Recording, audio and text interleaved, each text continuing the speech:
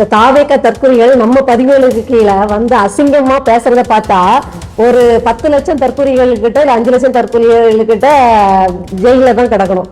எப்படி பண்ணிடலாமா? குடியை கெடுக்கும், என் குடியும் சேர்த்து கெடுத்துருவீங்கப்பா. நாட்டுக்கும் வீட்டுக்கும் கேடுங்கிற மாதிரி முதல்ல தமிழக வெட்டி கழகத்துக்கு ரொம்ப ரொம்ப கேடு அப்படிங்கறத கழகத்துக்கு ரொம்ப ரொம்ப கேடு, நாட்டுக்கு கேடு இல்லை, என் அரசியலுக்கு வேட்டு வச்சிடாதீங்க அப்படின்னு அங்க சொல்லுங்க. சொன்னீங்கன்னா கொஞ்சம் நெறிமுறைப்படுத்தீங்கன்னா கொஞ்சம் உற்று நோக்குறதுக்கு வசதியா இருக்கும். கல்வியில் சிறந்த தமிழ்நாடுன்னு சொல்வதற்கு எவ்வளவு அறிஞர் பெருமக்கள் இந்த மண்ணில் இருக்கிறாங்க. பசியில தான் நான் முதல்ல திருடுறதுக்கே பழகினேன் அப்படின்னாரு. அப்ப வாழ்க்கையின் குறிக்கோளா அவர் என்ன வச்சிருக்கிறாரு? எனக்கு இப்பதான் புரியுதுப்பா திமுக எனக்கு திருடுதுன்னு. இன்னும் அவங்க பசியில இருக்காங்க. உலகம் முழுக்க பரவி வாழும் தாய் தமிழ் உறவுகளுக்கு அன்பு வணக்கம். உலகம் முழுக்க தமிழர்கள் பரவி வாழ்ந்தாலும் தமிழர்களுக்குன்னு சொல்லப்படக்கூடிய மரபு வழி தாயகம் 2. ஒன்னு ஈழம், மற்றொன்று தமிழ்நாடு. ஈழம் நம்ம கிட்ட இல்ல. எஞ்சி இருக்கக்கூடிய தாய் தமிழகத்தை காக்க வேண்டியது ஒவ்வொரு தமிழர்களுடைய கடமை. ஆனால் இந்த திருப்பியும் நம்மளுடைய தமிழ்நாட்டினுடைய உரிமைகள் எல்லாம் பெறணும், இல்ல தமிழர்களுடைய உரிமை எல்லாம் பெறணும் அப்படின்னா அரசியல் அதிகாரம் ஒன்றே தீர்வு அப்படிங்கறத அண்ணல் அம்பேத்கர் அவர்கள் முன்மொழிகிறாங்க. அதனால அரசியல் என்றால் சாக்கடை என்று விலகி நிற்கக்கூடிய எண்ணற்ற இளைஞர்கள் தான் இன்னைக்கு இருக்கிறாங்க. அரசியல் என்றால் சாக்கடை அல்ல, அதை பூக்கடையாக மாற்றோம் என்று பேசுவதற்காகத்தான் தமிழ் முழக்கம். மூச்சை இழக்கலாம், பேச்சை இழக்கலாமா. அண்மை காலங்களாக களம் ரொம்ப ரொம்ப சூடுபட்டு இருக்கு. குறிப்பா அரசியல்ல வந்து அரசியல் கட்சிகளுக்கு மத்தியும் அரசியல்வாதிகளுக்கு மத்தியும் ஒரு பெரிய பரபரப்பும் ஒரு ஒரு களத்துல வந்து அரசியல் தேர்தலை நோக்கிய பயணத்திலயும் வந்து ஒரு பெரிய பரபரப்பு இருக்கு. இப்ப அதுல வந்து பல விஷயங்களை நம்மளால பேச முடியறது இல்ல தமிழ் முழக்க மூச்சு இறக்கலாம் ஊடகத்துல. ஆனால் அவ்வப்போது உங்களை எல்லாரையும் சந்தித்து என்கிட்ட இருக்கக்கூடிய மன அழுத்தத்தை எல்லாம் உங்களோட பகிர்ந்துக்கணும் அப்படிங்கிறதுக்காகத்தான் இந்த காணொளி. இதுல முக்கியமா வந்து எதை பத்தி பேச போறோம் அப்படின்னா, அண்ணன் சாட்டை துரைமுருகன் மேல ஒரு பெரிய கேஸ போட்டாங்க. அந்த கேஸ்னால அண்ணன் கைதே ஆக போறாருங்கிற நிலைமைக்கு வந்து ஒரு நெருக்கடி வந்திருக்கு. அண்ணன் ஒரு பெரிய கவலையில இருக்கிறாங்க அப்படிங்கறதெல்லாம் பத்தி பேச போறோம் இந்த காணொலியில. அதை விட மிக முக்கியமாக இன்றைய தினம் அன்னை திலீபன் அவர்களுடைய நினைவு நாள். அதை குறித்தும் இந்த காணொலி வாயிலாக தொடங்கி பேசலாம், முழுமையாக பேசலாம் அப்படிங்கிறதுதான். வாங்க நேரா காணொலிக்குள்ள பேசலாம். அக்கா எப்படி இருக்கீங்க? நல்லா இருக்கேன். நல்லா இருக்கீங்களா? இருந்தாலும் நமக்கு இன்றைய ஈழத்தமிழர்களுக்கு மட்டும் இல்ல, நமக்கு ஒரு தீரா வலியை கொடுத்துட்டு போன அண்ணன் திலீபன் அவர்களை பத்தி பேசிதான் ஆகணும். எனக்கு ரொம்ப அண்ணன் வாயில சொல்லிதான் நமக்குமே தெரியும். ஆனா சமீபத்துல நீங்க கொடுத்த புத்தகத்தை தான் நானும் வாசிச்சேன்.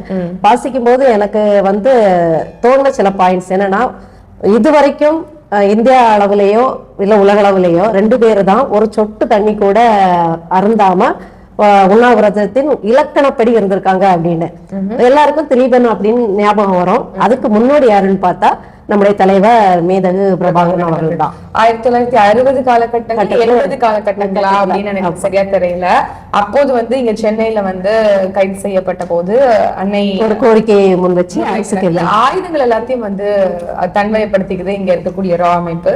அப்ப வந்து ஆயுதத்தை எல்லாத்தையும் விடுவிக்கணும் அப்படின்னு சொல்லி தலைவர் வந்து அதை நீங்க கொடுக்கல அப்படின்னா நான் உண்ணாவிரதம் இருப்பேன்ட்டு உண்ணாவிரதத்தை இருந்தாங்க. அப்போது இருந்த தலைவர் அவர்கள் சொன்னது என்னன்னா, ஒரு சொட்டு நீர் கூட அருந்தாமல் நான் வந்து உண்ணாவிரதம் இருப்பேன் விடாப்படியாக ஒரு ஒரு உறுதிப்பாடோட உறுதிக்கும் போது தலைவர் எழுதின எமது மக்களின் விடுதலைக்காக புத்தகத்துல எனக்கு ஒரு வரி ஞாபகம் வருது. தலைவர் எழுதினது என்ன அப்படின்னா, போர்ல மிகப்பெரிய மிக வலிமையான ஆயுதம் என்பது உறுதி அப்படிங்கறத தலைவர் சொல்லியிருக்காரு. ஒவ்வொரு முறையும் அந்த வாக்கியம் வந்து நம்ம மனசுல வந்து ஓடிக்கிட்டே இருக்கணும் அப்படின்னு நினைக்கிறேன். எனக்கு எத்தனையோ பேர் வந்து ஈஸியா வந்து ஆயிடுறாங்க. சோ அதற்கு சொல்லுங்க, கண்டினியூ பண்ணுங்க. இப்படி இருந்தப்ப அதை அரசு கோரிக்கையை ஏற்று 2வது நாளே அதுக்கு வந்து உடன்பட்டதால அவர் வந்து அந்த உண்ணாவிரதத்தை முடிச்சுக்கிட்டாரு. அவர் இருந்த வரைக்கும் ஒரு சொட்டு தண்ணீர் கூட அருந்தல. அதையே பின்தொடர்ந்துதான் திலீபன் அவர்களும் தலைவருடைய ஒப்புதலோடு இதை நடத்துகிறாரு. தலைவர் பார்க்க வரும்போது முதலாவதே சத்தியமும் வாங்கிடுறாரு, நீங்க என்ன வந்து தண்ணி குடிக்க கூட சொல்லிடக்கூடாதுன்னு எல்லாரும் வற்புறுத்தும் போதும் அழுத்தமா மாத்திடுறாரு. இதுதான் நம்ம கவனிக்க வேண்டியது. துணைவி மனைவி இணைவியோட ஏர் கூலர் மாட்டி காலை சாப்பாடு முடிச்சுட்டு அப்புறம் 1 மணிக்குள்ள 12 மணில ஆரம்பிச்சு 1 மணிக்குள்ள உண்ணாவிரதம் இருந்த பெருந்தகைகள் மத்தியில ஒரு சொட்டு தண்ணீர் யாரும் சொல்லவும் கூடாது, வற்புறுத்திடவும் கூடாது, தலைவர் சொன்னா மீற முடியாதுன்னு சத்தியம் கேட்டு அதன்படி இருந்தவர். இது ஒரு பாயிண்ட் ஆட் பண்ண நினைக்கிறேன். ஐயா பேமா அவர்கள் தான் அவரோட புத்தகத்துல எடுத்திருப்பாங்க. தான் வேறு தன் லட்சியம் வேறு என்ற பிரிவினை இல்லாத மனநிலையிலிருந்து தான் ஈகம் என்கின்ற ஒரு உணர்வு வந்து பிறக்குது அப்படிங்கிறாங்க. அப்படிதான் வந்து வெறும் அதாவது 20 வயதுல வந்து பகத்சிங் அவர்கள் நாட்டுக்காக உயிரை ஈகம் பண்ணணும். அப்போ தான் வேறு தன் லட்சியம் வேறுன்னு அவர் எண்ணாத காரணத்தினால இந்த அவருடைய உயிரையே இந்த மண்ணுக்காக ஈகம் செய்தார். அதே போன்று வெறும் 23 அகவையில மருத்துவ கனவோட வந்த அன்னை திலீபன் அவர்கள் மருத்துவ படிப்புக்காக கத்தி ஏந்த வேண்டிய வயதுல வந்து துவக்க ஏந்தி இந்த இனத்தின் மண்ணின் விடுதலைக்காக மாண்ட ஒரு பெருமகன் அப்படின்னு சொல்லணும். எல்லோரும் அண்ணன் என்று பாசமா அழைப்பாங்க. ஆனால் அன்னை திலீபன் அவர்கள் அப்படின்ற நான் அழைக்கிறேன். காரணம் என்ன அப்படின்னா, என்னுடைய தந்தை தமிழ் ஷாலமீன் அவர்களுக்கும் அவங்களுக்கும் ஒரே மாதிரி வயசு. அதனால எனக்கு அவர் ஒரு அண்ணையா நான் பாக்குறேன். ஆனால் ரொம்ப ரொம்ப என்னோட வயசு காலத்துல இருந்து அவர் வந்து, அதாவது இப்போ நம்ம தாண்டி, பட் 23 அகவையில ஒரு மனுஷனால எல்லா இன்ப துன்பங்களையும் துறக்க முடியும், இந்த மண்ணுக்காக நிக்க முடியும் அப்படின்னு ஒரு பெரிய முன்னுதாரணமாக இருந்தவர் தான் நம்மளுடைய அன்னை திலீபன் அவர்கள். அவருடைய குறியீட்டையே நம்மளுடைய கட்சியினுடைய குருதிக்குறை பாசையின் குறியீடாக அவருடைய நினைவை ஏந்தி அவருடைய முகத்தையே நம்மளுடைய குருதிக்குறையினுடைய குறியீடாக சின்னமாக வைத்து ஒரு சொட்டு தண்ணீர் கூட இல்லாம அவர், அதாவது உடம்புல எத்தனை ஆர்கன்ஸ் இருக்கும் அத்தனை ஆர்கன்ஸும் அதாவது வலிக்க ஒவ்வொரு ஆர்கன்ஸும் செயலிழந்து போகுது அப்படின்னா எவ்வளவு வலியை அவர் தாங்கி அதை வந்து இந்த மண்ணுக்காக அவர் வந்து அர்ப்பணிச்சிருப்பார். ஒண்ணுமே இல்ல, சிம்பிளா 5 கோரிக்கைகள் தான் முன்வைக்கிறாரு. அங்க இருக்கக்கூடிய ராணுவ தடவாடங்கள்லாம் வந்து ஈழப்பகுதி தமிழீழ பகுதியில இருக்கு, அதெல்லாம் நீங்க அப்புறப்படுத்தணும். காவல் இதெல்லாம் வந்து அங்கிருந்து அப்புறப்படுத்தணும். எக்ஸ்ட்ரா இந்த காவலர்கள் எங்களுடைய டெரிட்டரிக்குள்ள இருக்கு, இது எல்லாத்தையும் நீங்க வந்து அகற்றணும் அப்படின்னு ரொம்ப பேர் மினிமமான ஒரு கோரிக்கைகள் தான் அவர் வைத்தது. ஒன்னும் பெரிய பெரிய கோரிக்கைகள் அதை கூட ஏற்றுக்கொள்ள முடியும். ஆமா, காவல்படையை நிராகரிக்கணும், அப்புறப்படுத்தணும் அப்படின்னு சொல்லி இலங்கைக்கு வைத்த கோரிக்கை. ஆனால் அதை கூட செய்ய முடியாம ஒரு உயிரை வந்து பலி கொடுத்திருக்க ஒரு இனம் நம்ம.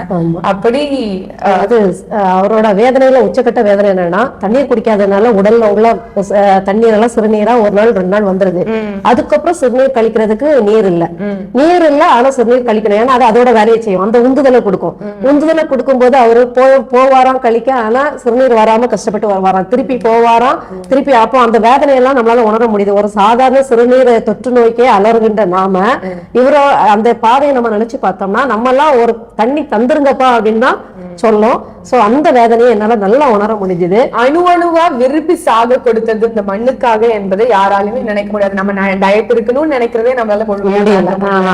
ஒரு இன்டர்மிட்டன்ட் ஒரு நாள் ஃபாஸ்டிங்க கூட நம்மளால பண்ண முடியல. அப்படிங்கும் போது 12 நாட்கள் தங்களையே வருத்தி இந்த உயிரையே வந்து இந்த மண்ணுக்காக அர்ப்பணித்த ஒரு மிகப்பெரிய, அதுதான் சொல்றாங்க ஈகை பேரொழின்னு சொல்றதுக்கு காரணம் அதற்கு தான் பொருந்தும். ஏன்னா ஈஸியா தற்கொலை பண்ணிக்கலாம், ஈஸியா வந்து தன்னை அந்த நிமிடத்துக்குள்ள அது முடிஞ்சு போயிடும். ஆமா, மணிக்கணக்கா நாள் கணக்கா ஒவ்வொரு நாளும் ஒவ்வொரு நிமிடமும் நித்தம் சாக கொடுத்து இந்த மக்களினுடைய வலியை உணரச் செய்வதற்காக எடுத்த இந்த முயற்சி என்பது அளப்பெரியது. அவருடைய உணர்வு, அவருடைய கனவு மொத்தமுமே ஒண்ணுதான். இன்னும் பார்த்திபன் பசியோடு தான் இருக்கிறான் என்று சொன்னதற்கான அர்த்தம் என்ன அப்படின்னா, இந்த தமிழீழ விடுதலை மட்டும்தான் என்னுடைய இலக்கு, கனவு, அதை அடையும் வரைக்கும் என்னுடைய பசி தீராதுங்கிற அந்த கனவை நம்ம எல்லாரும் சுமந்து ஒருபட நின்று நம்ம இதை வென்று முடிக்கணும் அப்படிங்கிறதுதான். அவங்களோட ஒப்பிடும் போது நம்ம எல்லாம் ஒரு கால் ஊசிக்கு கூட வந்து ஒப்பாக மாட்டோம் நான் நினைக்கிறேன். அந்த தியாகமும், அந்த ஈகமும், அந்த உறுதியும், அந்த வீரமும், அதனால் அதை எல்லாத்தையும் ஒரு எக்ஸாம்பிளா, ஒரு முன்னுதாரணமாக எடுத்து இந்த களத்தில் இன்னும் புலிப்பாய்ச்சலுக்கு தயாராக வேண்டும் இந்த நாம் தமிழர் கட்சியினுடைய இளையோர் படை அப்படிங்கிறத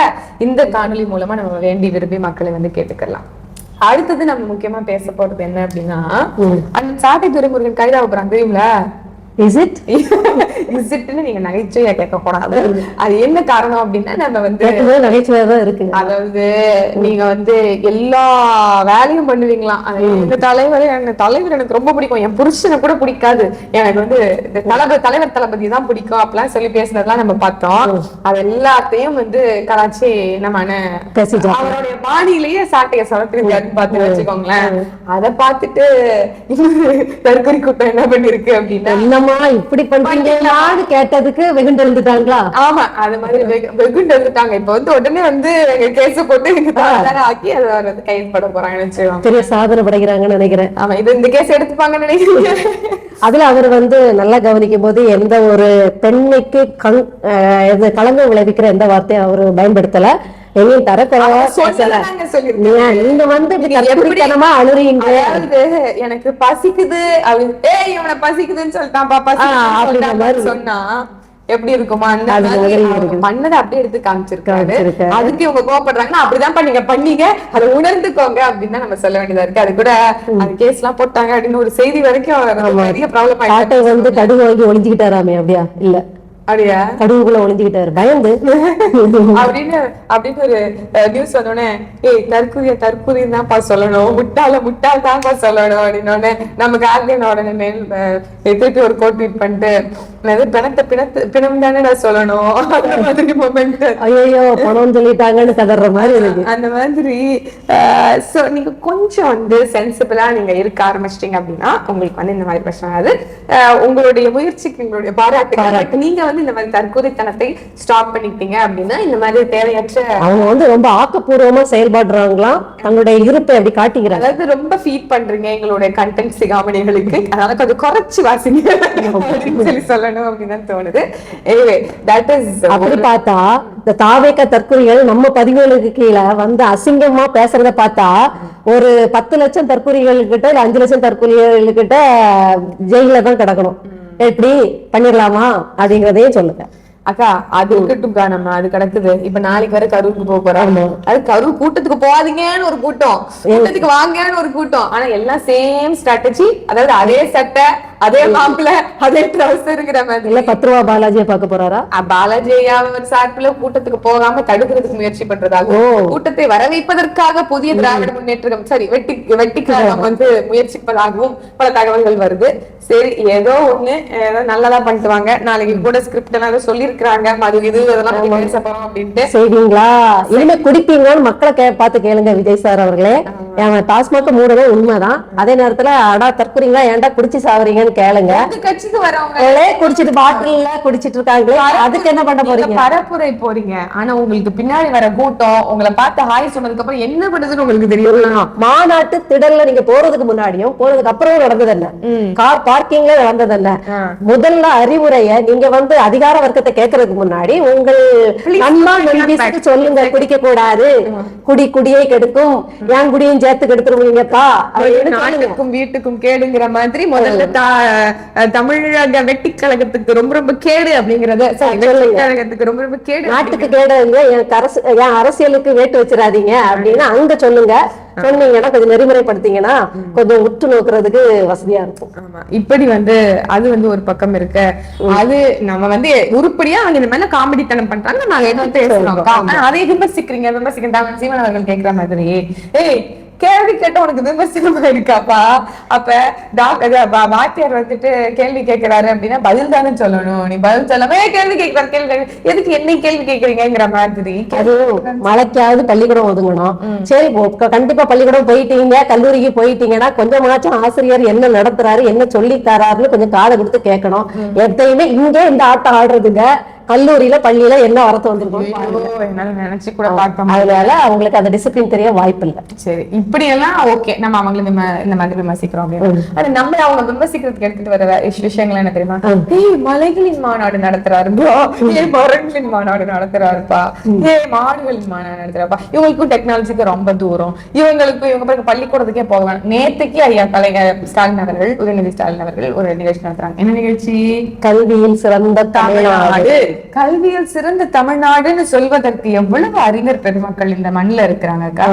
பாரதி கண்ட புதுமை பெண்களும் புதிய தமிழகமும் வந்து இன்னைக்கு உண்மையாகவே கல்வியிலும் அறத்திலும் அறிவிலும் செல்வமிக்க ஒரு சமூகத்தை வந்து இன்னைக்கு இந்த நூற்றாண்டுல நம்மளால பார்க்க முடியுது. பெருமை உள்ளபடியே. ஆனால் ஒரு அரசு நிகழ்ச்சி இல்லையா? அரசு நிகழ்ச்சியா கட்சி நிகழ்ச்சியா? அரசு நிகழ்ச்சி. அரசு கல்வியில் சிறந்த தமிழ்நாடு அல்லவா? அப்ப நிகழ்ச்சி, அப்ப அது யாரை கூப்பிட்டு பேச வைக்கணும்? கல்வியில் சிறந்தவர்களை. கல்வியில் சிறந்தவர்களை யாரெல்லாம் இருக்காங்க அப்படி நமக்கு சொல்லணும். நிறைய இருக்காங்க, எண்ணற்ற அறிஞர் பெருமக்கள் இருக்கிறாங்க, IAS IPS இருக்காங்க. எத்தனையோ பெருமக்கள் வந்து இந்த கல்விக்காகவே தொண்டாற்றிய இருக்கக்கூடிய துறைத்துறையில கலைத்துறையில இருக்கவங்க கூட இருக்காங்கன்னு வச்சுக்கோங்களேன். ஆனா நாங்க அவங்களை எல்லாத்தையும் கூப்பிட மாட்டோம். யார் வாழைன்னு படம் எடுத்தாங்களோ அவங்களை கூப்பிடுவோம், அதாவது லப்பர் பந்துன்னு படம் எடுத்தாங்களோ அவங்களை கூப்பிடுவோம். அடிப்படையில இந்த திமுக வேற எங்க இருந்து ஆரம்பிச்சது? அவங்களோட தொழில் என்ன? பூர்வீக தொழில் வேற நயனம் வாசிக்கிறது. ஆனா இங்க வந்து என்ன பண்ணாங்க? நாடகத்தில் நடித்தார். ஆமா, அப்பதான் நடிப்பு கை வந்த கலை. நாடகத்துக்கு எழுதினாரு, படத்துக்கு கதைவசனம் எழுதினாரு, ஸ்டாலின் நடித்தார். நடிக்கிறாங்கன்னு சொல்றீங்க? ஆமா ஆமா, இவங்க இயல்பிலேயே சினிமா மோகம் ஜாஸ்தி. கல்விக்கும் என்னக்கா சம்பந்தம்? இதெல்லாம் பேருக்கு கல்வின்னு வச்சுட்டு இவங்க ரத்தத்துல ஊர்ன அந்த களியாட்டம் இருக்கு இல்லையா, கேளிக்கைகள், இதுக்கான இதுகள் தான் நடத்துவாங்க. அதுக்கு உண்டான ஆட்கள் தான் கூப்பிடுவாங்க. அவங்க எந்த திரைத்துறையில இருந்து வந்தாங்களோ, எந்த நாடகத்துறையில இருந்து வந்தாங்களோ அந்த ஆட்களை தான் அவங்க வழிமொழிவாங்க. எந்த திரைத்துறையை தன்னுடைய கட்டுப்பாட்டில் வைத்திருக்கிறார்களோ, நாடி நரம்பு முழுக்க திரை கவர்ச்சியில் நிறைந்த குடும்பம் தான் இந்த குடும்பம். ஐயா கலைஞர் கருணாநிதி அவர்கள் கூட ஏதோ ஒண்ணு எழுதுவாரு, வாசிப்பாரு. இவங்க 2 பேர் இருக்காங்கல்ல, இவங்க 2 பேரும் அப்பாவும் சரி பையனும் சரி என்ன கல்வியில் சிறந்தார்கள் அப்படிங்கிறது நமக்கு தெரியாது. வித் ஆல் டியூ ரெஸ்பெக்ட்ஸ் வந்து அவங்க கிட்ட இந்த மாதிரி நிகழ்ச்சி நடத்துங்கன்னு சொன்னா இவங்களதான் கூப்பிடுவாங்க. என்னத்தை எதிர்பார்க்க வேண்டியது தமிழக மக்கள் அப்படிங்கிறது. அதுலயும் அவங்க எல்லாம் பேசின பேச்சு அவங்க அதிர செஞ்சிருக்குமே. ஐயோ என்னன்னா அதுல எனக்கு வந்து சகோதரர் மாரி செல்வராஜ் எனக்கு எந்த வந்து முரண்பாடுகளும் அவர் எடுத்த வாழையும் நம்ம பாராட்டிதான் ஆகணும். இன்ஃபேக்ட் நானும் பாராட்டேன். ஆமா, அண்ணனுக்கு சில எனக்கு பிடிக்கல, நம்ம கூட சொன்னோம் இல்ல எனக்கு ரொம்ப பிடிச்சிருந்தது படம் அப்படின்னு சொல்லிக்கிட்டு இருந்தேன். நேச்சராவே நடந்த விஷயம் வேற, இயற்கை மேவி அந்த மாதிரி இருந்திருக்கும் போல இருக்கு. ஏன்னா அவர் வாழ்க்கை வரலாறு வேற சொன்னார்ல அந்த மாதிரி. ஆனா அவர் வந்து மேடையில பேசும்போது சொன்னாரு பாருங்க, ஓ மை காட் அப்படின்னு ஆயிடுச்சு எனக்கு. என்ன சொல்றாரு பாருங்க, பசியில தான் நான் முதல்ல திருடுறதுக்கே பழகினேன் அப்படின்னாரு. அப்ப வாழ்க்கையின் குறிக்கோளா அவர் என்ன வச்சிருக்கிறாரு? எனக்கு இப்பதான் புரியுதுப்பா திமுக என்ன திருடுதுன்னு. இன்னும் அவங்க பசியில இருக்காங்க, இன்னும் பட்டினியில இருக்காங்க, இன்னும் அந்த திமுக குடும்பத்துல பஞ்சம் தலைவிரித்து ஆடுது, இன்னும் அவங்க பசி அடங்கல. அதனாலதான் திருடுறாங்க. பசி பணப்பசி எதுவும் அடங்கல, இன்னும் பசித்தே காத்திருக்கிறார்கள். அதனாலதான் அவங்கள கூறு போட்டு மலையை வெட்டி கமிஷன் தின்னுட்டு இருக்காங்க. சிவன் அவர்கள் சொல்வது போல எப்பவுமே இந்த இனக்கூட்டத்தோட பிறப்பது நம்ம தப்பா அப்படிங்கிற மாதிரி ஒருத்தனை பசியோடு தான் காத்திருக்கிறான், மண்ணுக்காக தன்னோட உடலையே அதே காணொலியில பண பசியில இருக்க இந்த பண பேய்களை தூற்ற வேண்டியதும் வரும். இந்த மாதிரி ஒரு கொடுமையான சூழல் நமக்கு தான் அமையுமா அப்படிங்கிற அப்போ திருடுறதே கொள்ளையெல்லாம் பசியில இருக்கேன் அதனால திருடுறேன் என்ன சொல்லிக்கலாம். அதாவது என்ன எதை நோக்கி அரசியல் பண்றாங்கன்னே தெரியலக்கா. இது மாதிரி ஒரு நிகழ்ச்சி பண்ணி அந்த நிகழ்ச்சியில முதலமைச்சரையும் துணை முதலமைச்சரையும் துதிப்பாட சொல்லி அதை வேடிக்கை பார்த்து ரசித்து கைத்தட்டி ரொம்ப ஆசுவாசப்படுத்திக் கொள்கிறார்கள்னா இவர்கள் என்ன மனநிலையில் இருப்பாங்க? இந்த நிகழ்ச்சி பண்ண காசுல ஒரு 4 பள்ளிக்கூடத்தை சீரமைச்சிருந்தா கூட நம்மளுக்கு வந்து மனநிறைவா இருக்கும். இந்த பணமும் மக்களுடைய வரி பணம் தான் வச்சுக்கோங்களேன். அதாவது சும்மா ஒரு பில்டிங் வந்து எப்படி நொறுங்குது அப்படிங்கறத நம்மளால பார்க்க முடியுது. அதே மாதிரி ஊழல் மலிந்தவர்களுக்கு இனிமேல் நாங்க வந்து கான்ட்ராக்டே கொடுக்க மாட்டோம்னு சொல்லிட்டு ஃபின்டெக் நிறுவனத்துக்கு மீண்டுமே வந்து அந்த கான்ட்ராக்ட கொடுத்திருக்காங்க. அதுவும் யாருன்னா இந்த ரொம்ப ஒடுக்கப்பட்ட சமூக மக்களுக்காக கட்டி கொடுக்கக்கூடிய இந்த வீடுகள்ல இதே ப்ராஜெக்ட் தான் வந்து ஏற்கனவே பண்ணாங்க. இந்த கேபி குப்பம் இந்த மாதிரி பகுதிகள் தான் அவங்க வாழ்றாங்க. நம்மளுடைய அறப்போர் இயக்க மன்னன் ஜெயராம் இருக்காங்கல்ல, அவங்க இந்த ஃபின்டெக் நிறுவனத்துக்கிட்ட திருப்பி வந்து இந்த கான்ட்ராக்ட் கொடுத்துட்டாங்கன்னு எல்லாத்தையும் அம்பலப்படுத்தினார். ஏற்கனவே கடந்த காலத்துல எப்படி உடச்சு பார்த்த பிறகு பார்த்தோம்னா அந்த மாதிரி ஊழல் மழிந்த அரசு அப்படின்னு சொன்னதுக்கு சட்டமன்றத்துல எல்லாம் கூட பேசினாங்க. அவங்க திமுகவை சார்ந்த அமைச்சர் பெருமக்கள் என்ன சொன்னாங்க, இனிமேல் இந்த மாதிரி ஆட்களுக்கே நாங்க வந்து ஒப்பந்தங்கள் கொடுக்க மாட்டோம் அப்படின்னு சொல்லிட்டு திருப்பியும் அதே ஃபின்டெக் நிறுவனத்தை சார்ந்த அந்த முதலாளிக்கு வந்து இந்த ஒப்பந்தத்தை கொடுக்குறாங்க. அதான் என்ன சொல்றாரு பாருங்க, 1 மூட்டை சிமெண்ட்டுக்கு 5 மூட்டை மணல் கலக்கலாங்க, இது வந்து ஓகேங்க. ஆனா 1 மூட்டை சிமெண்ட்டுக்கு 15 மூட்டை மணலை கலந்து ஊழல் பாடியா இது மக்களுடைய நல்வாழ்வுக்காக இருக்கக்கூடிய அரசாங்கம். போன வருடம் திறந்து வச்ச கல்வி கூடம் அதுவே மேற்கூரை எல்லாம் உடஞ்சு விழுது. உங்க வீட்டு பிள்ளைங்க உங்க வீட்டு பேரன்கள் அதுல கல்வி கூடத்துல வந்து 2 மாணவர்கள் கத்தியால் குத்தி சரமாயிட்டாங்க அப்படின்னா எங்க இது சமூக நீதி எங்க போகுது? இதுக்கடையில வேற நீங்க போடுற காலை உணவை பாத்துக்கிட்டு திருப்பி நாங்க பள்ளிக்கு போகலாமான்னு இயக்குநர்கள் அப்படி புலங்காயுதம் அடைகிறாங்க. ஐயா அவங்க அந்த பள்ளிக்கூடத்துல போடுற சாப்பாடை சாப்பிட முடியாம 10 வருஷ கணக்குல மதிய உடனே சாப்பிடாம கிடந்தவன் நானு. ஒரு குழந்தை சொல்லுது, எங்களால இதை சாப்பிடவே முடியல, ஒரே பூச்சியா குடுக்கறதான் பெருமையா சொல்றேன். ஒரு அம்மா வந்து கடலூர்ல வந்து போராடுங்க, பள்ளி கிடக்கு சாப்பாட்டுல சேமியால அரசு கொடுத்த உணவுல அப்படின்னு சொல்லிட்டு. இப்படி 5 நாளும் சாம்பார், உங்க வீட்டு பிள்ளைங்க 5 நாள் சாம்பார் சாப்பிடுமா? நான்வெஜ்ல விதவிதமா வச்சு கொடுத்தாலே நம்ம பிள்ளைங்க அழுது கொஞ்சம் மாத்தி செய்யுங்க, வேற பிள்ளைங்க அவங்களோட ரிலேட்டிவ்ஸ் கூட 5 நாள் உங்க வீட்டுல உப்புமா சாப்பிடுவாங்களா? குடும்ப உறவுகள் முதல்ல இந்த மாதிரி அரசு பள்ளிகள்ல படிப்பாங்க. உங்க வீட்டு கிச்சன்ல ஃபர்ஸ்ட் பண்ணுவீங்களா? அத கேளுங்க. இந்த மாதிரி சேமியா குடுப்பீங்களா? அதுலயும் கரப்பாம்பூச்சி, பூச்சி, பள்ளி, இந்த ஜப்பான் வகை உணவு கரப்பாம்பூச்சி பூரான் சேர்ந்த இந்த கொரிய உணவை சாப்பிடுறதுக்கு ஆசையா போறாங்க. ரொம்ப புரோட்டீன் ரிச்சா இருக்கு. கொரியா சீனா வகையில கொடுக்குறாங்க. ஐயோ, என் மக்களை வந்து எப்படி எல்லாம் வந்து அவமானப்படுத்தணுமோ, தலைகுனிய வைக்கணுமோ எல்லா வகையிலும். ஆனா இந்த எல்லா அபத்தத்தையும் கண்ணு முன்னாடி பார்த்துட்டு இப்படி வந்து பொய்யா இப்படி பாராட்டி தள்ளுறாங்கன்னா ரெட் ஜெயண்ட் மூவிஸ் எந்த அளவுக்கு இவங்க பயமுறுத்தி வச்சிருக்குங்கிறத நாம இங்க அழுத்தமா பார்க்கணும். அதான் காட்டுறது ஒண்ணு, செய்யறது. ஆனா தியேட்டர் கிடைக்காது, இயக்க முடியாது, பைனான்ஸ் ரிலீவ் ஆகாது. அதே தாண்டி எடுத்தீங்கன்னா படத்தை பெட்டிக்குள்ள முடக்கி போட்டுருவாங்க. சோ இவங்க வாழணும் எல்லாம் சுயலாபத்தோட புகழ்றதுதான். எல்லாமே சொல்றது ஒண்ணு செய்யறது ஒண்ணாக இருக்கக்கூடிய இந்த அரசு தான் தம்பட்டம் அடித்துக் கொள்ளுது. தேர்தல் நெருங்குது அப்படிங்கறனால எல்லா என்ன சொல்லுவாங்க, இந்த கசப்புத்தனம், பாசாங்குத்தனம், வித்த காட்டுறது மேஜிக் தான். ரோட் ஷோ எல்லாம் காட்டுவாங்கல்ல, இந்த கோமாளித்தனம், அந்த மாதிரியான ஒரு வேலைகளை இந்த அரசு செய்து சற்றும் மாறுதல் இல்லாம புதிதாக வந்த சகோதரர் விஜய் அவர்கள் கட்சியும் அதைத்தான் செய்யுது. ஒரு அரசியல் படுத்துதலும் இல்ல. இது எல்லாத்தையும் நாம பேசுறோம் அப்படின்னா நீங்க ஏன் பேசுறீங்கன்னு கேக்குறாங்க. அப்ப யாருமே பேசாம கடந்து போறதுக்கு நாங்க ஒன்னும் அறிவற்ற கூட்டம் இல்ல, அறம் சார்ந்த ஒரு அரசியலை முன்னெடுக்கக்கூடிய ஒரு அறிவார்ந்த கூட்டம் என்பதனால நாங்க தான் இதை அமலப்படுத்துவோம், நாங்க தான் இதை கேட்போம். அண்ணன் சொல்வது போல, நாங்க எல்லாருமே சொல்வது போல, தாங்க சீவன் அவர்கள் சொல்வது போல உதிரிகளையும் போலிகளையும் களத்திற்கு வருவதற்கு முன்பே வந்து தோலுரிக்க வேண்டும், அம்பலப்படுத்த வேண்டும். அதற்கு களத்துல வந்ததுக்கு அப்புறம் மத்தவங்களை பாத்துக்கலாம். எதிரிகளின் கலையை ரொம்ப வளர விட்டுறக்கூடாது இல்லையா? புடுங்க வேண்டிய நேரத்துல புடுங்கதான். இது வந்து கலை, தவக்கலை கட்சிங்கிறது ஒரு கலை. அந்த கலையை அப்படிங்கிறது எரிஞ்சே ஆகணும். ஆமா, இதை போன்று பல விஷயங்கள் நம்ம பேசுறதுக்கு இருக்கு. ஆனா அடுத்தடுத்த காணொலியில் அதை குறித்து நம்ம பேசுவோம். அது வரைக்கும் நன்றி.